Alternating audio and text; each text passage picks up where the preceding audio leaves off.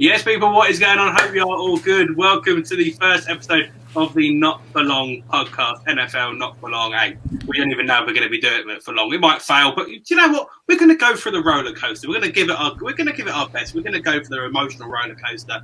That is the NFL. Of course, one big ginormous game coming up, which is the Super Bowl in the next few days. But then we've got this kind of mad off-season period where there's going to be a hell of a lot of trades, free agency, the draft, and then who knows what it's going to look like, you know, with rookie days and with training camps. It's going to be an absolute madness. But on today's episode, we're going to be talking about Deshaun Watson, because there's many a possibility that could happen with Deshaun Watson. I'm joined by Sully in the middle and by Cameron. Sully's on the phone to us because, you know, he's got a real job. So, you know, we'll give it our best go. And Cameron as well, one of the absolute heroes at the moment. The essential key workers. Big up yourself. Big up yourself. Love you, Cam. Thank you. All right, we'll take that. So we kind of got this idea that we're all going to pick a team that we could realistically see Deshaun Watson go into. Because I saw Chris Sims do this on one of his videos in the last few days. Pretty much said that there was about 20 odd teams that would consider calling and whatever. And I mean, that's half the league, because obviously it's, you know, Deshaun Watson is the Michael Jordan of the NFL, allegedly, according to some. So, I mean, everyone, of course, wants him, but who are the teams that are realistically going to be able to get him? Let's start with Sully in the middle on the phone. Give us who you think. Give us your situation, because, I mean, we spoke about this very briefly before we came on air. What do you think is going to happen? Well, to be honest, the Chris Sims thing made sense that there's 20 teams, but to be honest, I think there's 30 teams that could have a Deshaun Watson. I think the only two teams that won't go for Deshaun Watson are the Chiefs and the Bengals. With the Texans, it's one of those positions where if you're a young player, you want to get out now. They do not have any picks. They have no cap space. They're in a city that loves them, but a team that doesn't love the city. The only real team to me, and it's going to come off a bit biased because I am a Patriots fan, but I do honestly believe it is the New England Patriots. They have $57 million in cap. They could trade the 15th overall pick. We all know the Patriots drafting is non-existent. Yes. It's going to be a Division 2 plumber. They're going to draft at 15th overall. The whole Kyle Pitts thing, I would love Kyle Pitts to come to the Patriots, but it's just not going to happen, I don't think. Mm-hmm. We have a real shot, I think. There is a lot of young defensive talent, and that was one of the things I noticed what the Texans wanted more than anything was young defensive talent. They have nothing at the moment. They had J.J. Watt, who is a stand-up figure, future Hall of Famer, but over the last couple of years has been slowly dying in a team that hasn't really offered anything. And you look at that defense. There's no one of names there. The Jadeveon Clowney thing, you know, you could argue he wasn't the best at Houston, but he offered them something. The Patriots have two outside linebackers, I think, could be risky getting rid of because of how young they are. They have so much upside, but haven't offered anything at all this year. I think we all know how well the Patriots did this year. To be fair, they did better than I thought they would. They did. We won a game. We won 6. That was what I thought was that. It was the first game against your Miami Dolphins here, and I thought, okay, we got something going here. No, it capitulated very quickly, but it was beautiful to watch. There was a big Cam Newton fan, and although it didn't work out, I will always hold him very close to my heart. That 2015 Carolina Panthers team is one of the most exciting, not just NFL team, but sports teams I have ever seen. Big statement. It was a beautiful watch, just watching everyone get triggered at Cam Newton throughout the whole year was beautiful. And then Von Miller stole his soul in the Super Bowl. But the way the Patriots could work around it is if you trade Josh Uche and Anthony Jennings, the two outside linebackers. I think Jennings is 3 years in the league now, and Josh Uche is a rookie going into he's finished his first full year. That gives them some weapons on the outside. But then I think for the Patriots side, $57 million of cap. You could do a buy and dump, bring in loads of free agents, and then just dump them off pre-trade, then the 15th overall pick, then the second round, then the third round. Realistically, it's more me hoping. Realistically, I don't really see this happening. There is only really two teams for me that I think could possibly swing them up, and that is the Jets and the Dolphins. They have the cap space. They have the young talent, if you will. It doesn't seem like Tua is the guy in Miami, which I think it's too early to say, but it just seems like there's news coming out that the coaching staff aren't happy with Tua. They don't trust Tua at the moment. It's too early to get rid of him, but I think if it's such a cutthroat league, I can see it happening, and you cannot pass up a generational talent that is Deshaun Watson. If he is offered to you on a plate, you put the entire house on Deshaun Watson. Me and Cam were very lucky enough to see him play in London last year, and we were blown away by his freakish ability to escape the sack, find open receivers. An open receiver to Deshaun Watson is triple covered at all times, but he will thread the needle every single time. Of course, insane rush game. I hope the Patriots can pull it off, but I guess my real answer is I don't think he's going anywhere. I think it's an interesting theory, because I do actually agree with you to a certain degree that I think this league is. I mean, we've said it. Every single team around the league wants a generational talent like Deshaun Watson. He is the guy that will fix a lot of problems for a lot of teams, but the teams that realistically could get him have still got their problems elsewhere, which is that kind of, it's the rock and a hard place thing. But of course, he's got the no trade clause, which obviously makes things a hell of a lot more difficult. Yeah. I've seen certain ideas and picks. One of the teams we're not going to talk about because we don't think it's going to happen, but is the Jacksonville Jaguars trading the first overall pick, which makes a difference to the Houston Texans. The idea is there, but I don't think it's going to happen. They still have a load of holes that they need to fill, and it's not just going to be a case of one in, one out, because Deshaun's proven and Trevor Lawrence is going to be proven, but still at the moment is not. So it does make things a little bit more difficult. I'm going to kind of move on to my team, the Dolphins, which we're going to bring in Cameron, because you do have this kind of realistic reason why he might end up in Miami, which I do think I agree with it. And Jon, you explain, because I'm interested to know your thoughts and feelings about him in Miami and potentially elsewhere as well. Yeah, it's first of all, because Miami have done well compared to last season, you guys look quite exciting now, and it's you had a real playoff push towards the end of the season, which unfortunately you didn't get it, but it's you could see the franchise is now starting to head back in the right direction, going to be competing for the next couple of years. And Deshaun Watson has just gone 4-12.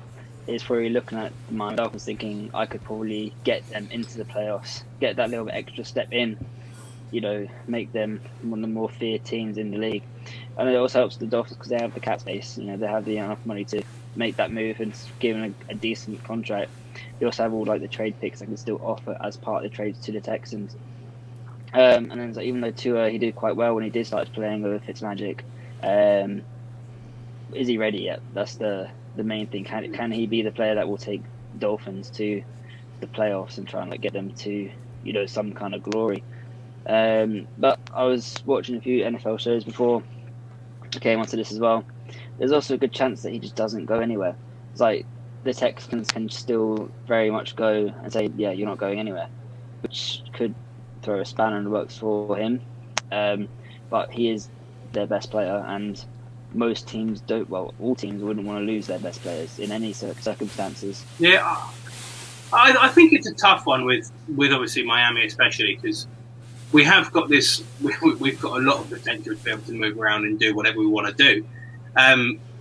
But there's been some very cryptic things which I don't know if you've necessarily seen, but recently the Miami Dolphins have changed their whole bio on Twitter, and it just says Ahana, which is, if I'm not mistaken, family in kind of Hawaiian tongue. Yeah.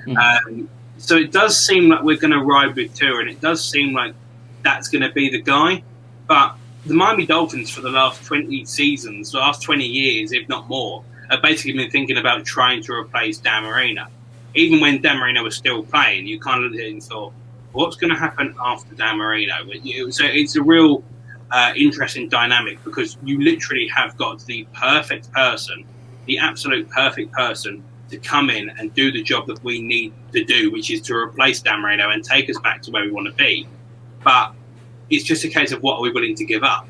And I think that's the really kind of interesting dynamic, because we've got a hell of a lot of cap space. I can't remember the exact number off the top of my head. We've got the 3rd overall pick, which brilliantly come from the Houston Texans, so we can go, great, we'll give you your pick back. Plus we even give them potentially the 18th as well. But I look at, we've got Devontae Parker, fantastic. We've got Grant, who's a decent receiver. Albert Wilson, I like him. Is he going to be Super Bowl caliber? I don't know. We've got some good players, but I still think we need a lot of help elsewhere.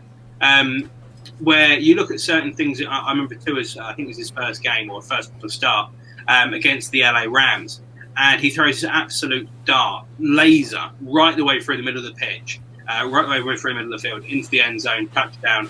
And I think it was, at the time, I think it was the narrowest window anyone in the NFL had thrown in that season, which is brilliant. At 22 years of age is like elite kind of mentality. But to be able to do it on a big basis and do it where it really matters, which is essentially end of the season, postseason, and of course, the promised land of the Super Bowl, is a very different thing. I think we paid Tua something around about $7 million this season, which is obviously good for him and good for us. But especially in the AFC East at the moment, I mean, me and Sally can talk about it more than probably most, but it's a stacked league. It is a stacked league with what could potentially be. You've got, of course, at the moment, the Bills and the Dolphins are 2 best teams in it, whether you want to accept it, Sally, or not. Unfortunately, that is 100%. They're the best 2 teams in the league. You've got the Jets, who have got the 2nd overall pick and could go absolutely anywhere. Plus, and you've got the Patriots, who are pretty much a decent quarterback away from being in and around the playoff picture again, I think, because Cam was good, but plus 500 record at least. Yeah, playoff pitch, especially now with 7 teams as well. But it was an absolute freak this year that the Dolphins managed to win the amount of games that we did and not make the playoffs. I mean, we made the playoffs when it was 6 teams 4 years ago, and we had exactly the same record. So, it's a very tough. It's a very tough one to have to deal with. And again, going into the final day of the season, 4 teams could have made the playoffs in the AFC as wild cards and even as a division winner. It absolutely nuts what's going on in the AFC at the moment, and it's an incredibly stacked league. And it almost kind of makes me think that the East is going to be very difficult with, of course, Josh Allen. Who knows who the Pats are going to pick up, if they do pick up anyone in the first round at quarterback. Plus the Jets, who aren't exactly a bad organisation. I mean, they've had some history and whatever, but they've made the playoffs this decade, which, I mean, the Dolphins have once. So, I mean, pretty similar in comparison, was a little while ago, so still got to kind of take a little pinch of salt. But they have got the ability to go and be a really decent franchise, and with the picks that they've got this year and in the future as well, it makes the dynamic very interesting, which is why I kind of think the Dolphins, if Deshaun's going to go anywhere in the East, for me, I think he is going to come to Miami. I do think he's going to come to Miami, because the problem with going to the Jets is the Jets would give up everything for him. He's the best player, but there's still no guarantee that he makes it into the postseason and, of course, the promised land Super Bowl. There is no guarantee of that happening.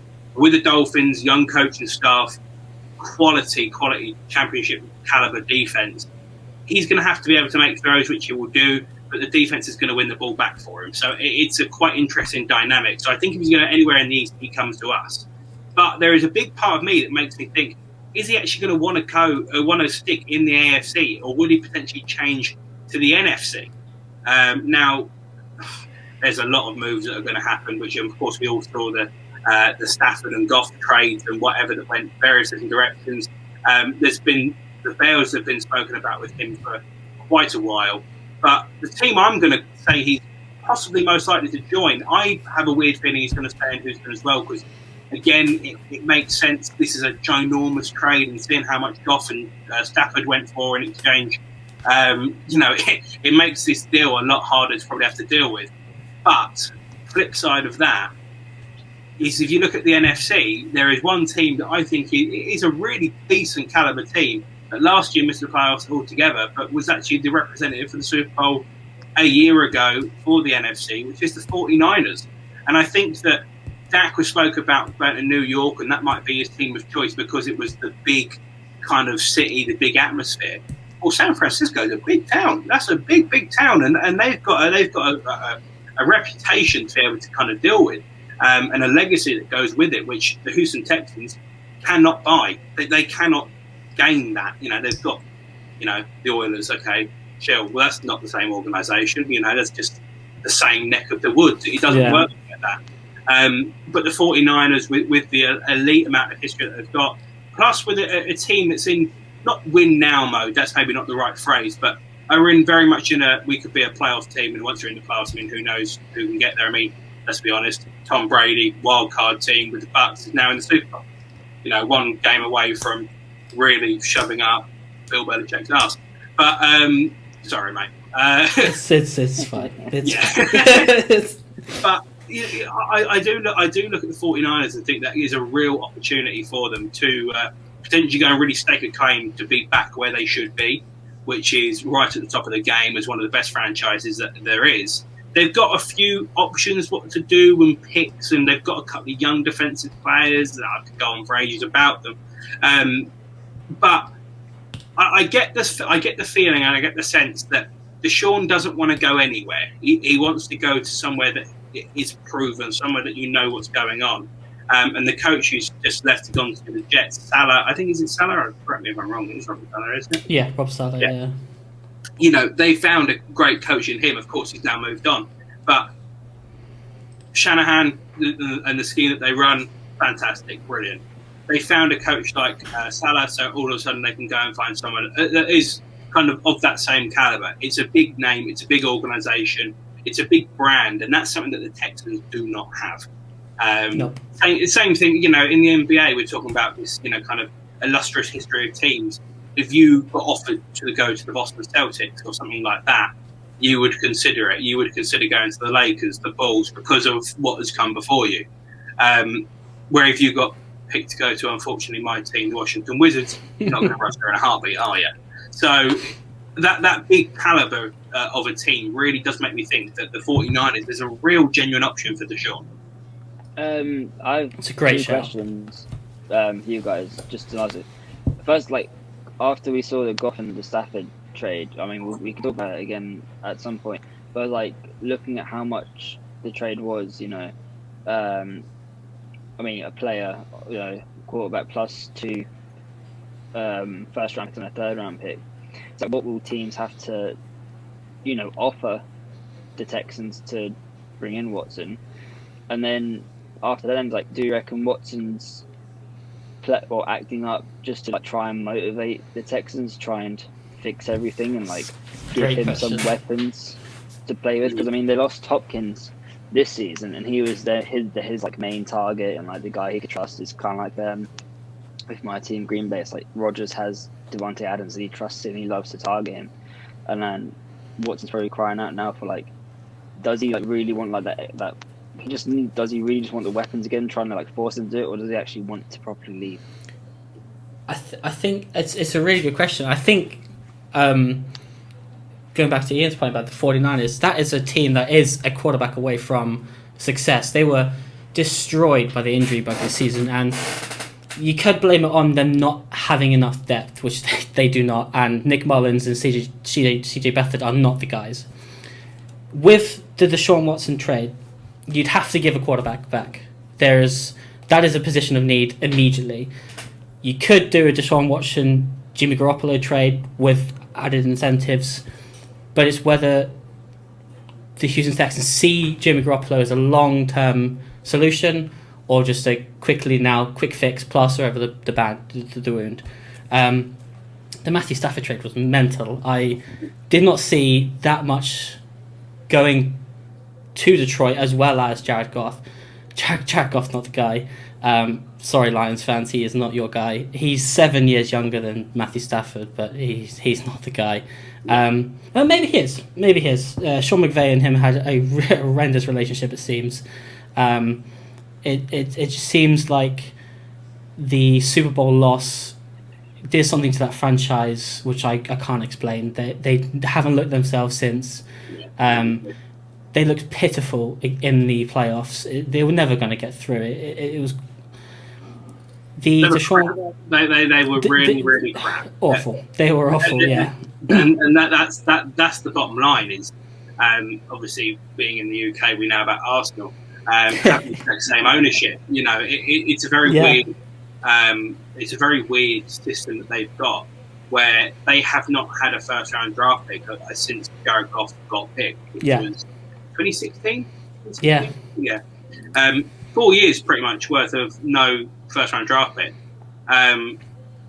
That's a big commitment to go into obviously Goff, Stafford, and various others. But they have got a championship caliber defense, so it very much was in like a win now situation. 100%. But the funny thing I find is that it came out last week that Stafford wanted to leave Detroit, and the Detroit Lions said, you know what, fair play, we're going to part ways and do our own thing. Which, you know, is a very amicable relationship in the way it's ended. But the fact that he's already said, oh yeah, we're going to trade, you know, we're going to trade this player. It's not as if we've got to actually go and break the bank to go and really snatch him up. But what we will never know about is how many teams from around the league were really interested in Stafford. It might come out in the future, but right now, at the moment, we have absolutely no idea. We know there is a lot of teams that are in for Deshaun Watson, but the player is what matters. And because of the no trade clause in his contract and whatever, it makes things a lot more difficult. And I think, you know, again, the 49ers, they do need a little bit of help. But again, a world-class quarterback could change everything for that organisation. But in terms of what teams will have to give up, that's where it starts to kind of get a bit more interesting. Because, again, we've had the no trade clause.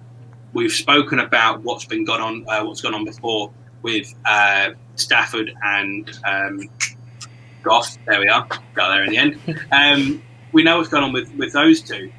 And it's a very similar situation for Deshaun, because we know he wants to move. We know that he wants to move. And we all know that there is the option that they actually go, do you know what, we are going to deep with what we've got. But until that physically happens, there's so many teams that are going to go, well, we could give up a first this year and a first next year and see what happens. And we can see what goes on with this and what goes on with that. And it's going to have to be this like real bargaining game going on basically over the next kind of 3 months until we really get into the draft and we really know who's going where and who's going to do what. But, you know, I think the Dolphins, for me, I think we have to give up 3 first-round picks. The only difference is we've got Tua. So we could go and give them this top 5 quarterback pick. So we could go and give them the number 3 and then the 18th pick this draft coming up. And they could go and get, they could go and get Saul, for example, to go and block for Tua or something along those lines. Or they could go and get the big, strong defensive player that they want to go and get and build a championship caliber defense or try to build a championship caliber defense around that one player.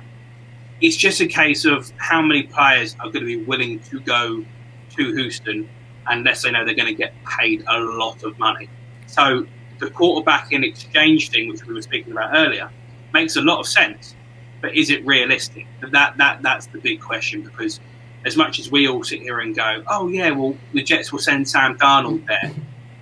Does Darnold really want to go to Houston? You know, is that's for me, that's like giving him a rope. I mean, that's probably pretty much the end of his career kind of thing. I might be wrong, but I don't look at any organisation and the way that they've handled, or I don't look at the organisation in Houston and think, yeah, they're going to handle whatever it is that comes next, other than potentially trading away Deshaun Watson. Any news after that and any business after that, I don't see them with 100% confidence being able to deal with it. I think. Sorry, go ahead, Cam. No, you go ahead. I was going to ask. As someone who's like still getting into the American football and still trying to understand everything that's going on, when it comes to trade deals, if say with the Stafford Goff one, like, would Goff had been, you know, told beforehand, and would he have been given like a choice, or was it like, yeah, you have to go here? Like, you have no choice.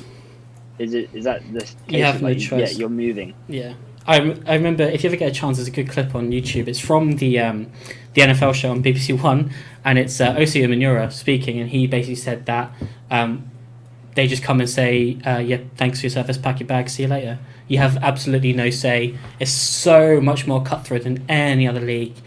And imagine that happening in the Premier League. Imagine Chelsea just go, Werner, cheers, see you later. And the player has no say. There'll be uproar, there'll be human rights and all that kind of... The NFL doesn't have that. The NFL can just go, cheers, see you later. There's a whole thing about Peyton Manning.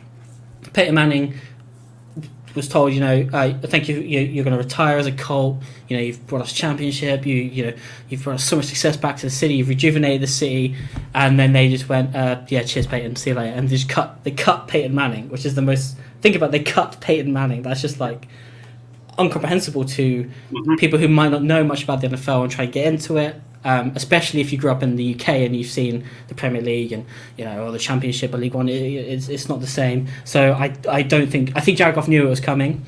I think he probably didn't realise he'd stay on for another year that he did, because of just how bad the Rams are. It's brutal. It's so brutal, the trade process. It makes everything a lot harder as well. And with Deshaun, and correct me if I'm wrong here, Sally, but with his no trade clause, I think he does have a little bit more wiggle room in terms of where he gets traded to. I think he does, yeah. Yeah, I mean, if there's a really sucky team that you did not want to go to because they give you the next 10 years worth of first round picks or whatever, which it wouldn't happen, but an offer that you couldn't refuse. I think he gets a little bit more leeway with it, which is why I think there's a real interesting dynamic about if Deshaun Watson turns around and says, I want to go to the Miami Dolphins. Because if he says that, because, I mean, we all know he's a big fan of Dan Marino. He can be working with Dan Marino, who's an advisor for us. He was even pictured wearing a Dan Marino shirt in training. I think it was in the off-season just gone. If he was to turn around and go, I want to go to Miami, he could turn around every single team that offers trade deals for him. He could turn around and go, no, you're all right. You're all right. And he could sit there and wait and wait and wait. And Florida being a no income tax state, he could make everything a lot more interesting. And the Dolphins may not have to give up the absolute world to go and get a player like Deshaun. If he says the words, I want to play for the Miami Dolphins, or I want to go to it could be something even as simple as I want to go to the NFC, which, because it's a lot simpler league, because there's not the same amount of championship caliber teams in the NFC as there is in the AFC, not by a long shot. God, no. It is a really weird. It won't be the first time it's happened in Houston. I mean, even this year we saw James Harden get traded. That was a four-way team trade, but he, if you want to put a lighter word on it, basically cried his way out of Houston. Deshaun could do the same. He's got a weird. It's not weird. He's got an affiliation with the city already. He's loved by the people there. He loves playing there, but the organization have just treated him so poorly, and they haven't built around him. Obviously they couldn't build around him, but they're not going to be able to. And I think that's why he shouldn't go to the Jets, because if he goes from Houston to the Jets, he's basically going from Houston to Houston. There's nothing. Yeah, there's trade capital, obviously, but they obviously have to give that up to get Deshaun Watson. The only lucky thing, the only saving grace, I think, for any team this year is how stacked the draft class is this year. Yes. There is deep fifth round talent. I mean, there's always fifth round talent. I mean, Tyreek Hill was taken middle of the fifth round, and is probably the most dynamic receiver the league has ever seen since Randy Moss, probably. They could give up the two first rounders and Sam Darnold for him, and then hope to God that someone falls later into second, third, or fourth round. Do you risk it? I don't know. I hope he goes. I hope he leaves. The Jets need a weapon. That's the thing. Do you believe there's going to be a real top caliber weapon available for Deshaun in the second round / third round, depending on how much you want to give up? Robbie Anderson's gone. Jameson Crowder isn't the guy. There's nothing there. With San Francisco, you've got Brandon Ayuk, who's come out of the woodworks as a rookie, fantastic rookie season. You've got Raheem Mostert, who sorry to say this again, Camper kicked the shit out of Green Bay a year and a half ago. There is, and of course George Kittle, who won't block for you, but he will get deep downfield. There is a precedent of success there. It just needs that one thing, and I think that one thing could be Deshaun Watson.